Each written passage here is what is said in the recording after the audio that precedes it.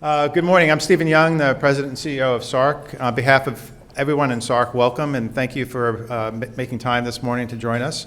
This is one of the highlights of our year, and we're honored that you're all here in attendance.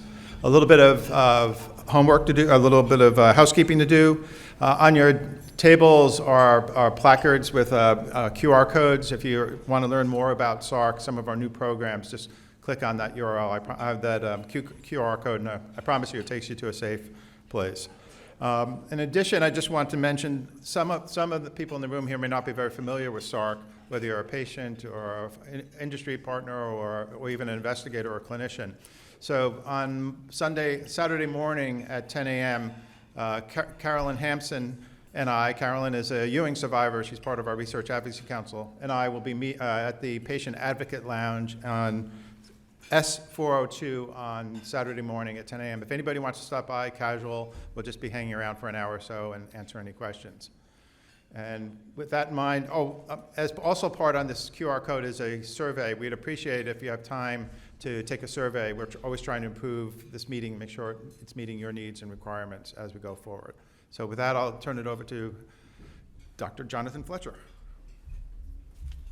Welcome, and so delighted to see everybody. I'm Jonathan Fletcher from Harvard, the Chief Scientific Officer at SARC. It's my pleasure to send off the first session, which is Provoking Immunogenicity and Cytotoxicity in Sarcoma. This session, we had to flip coins, Philip Novotny and I, on who would moderate and who would speak. But I'll just a little bit of to foreshadow. Half of what I'm going to talk about in the third talk is Philip's work. He's a brilliant young postdoctoral fellow from Heidelberg, where he did his MD, PhD work. Actually, I think that was all in Prague. And then the medical oncology was at Heidelberg. He's been with us at Harvard for about 2.5 years, and unfortunately for us, goes back this month to start his independent laboratory and clinical service again in Heidelberg.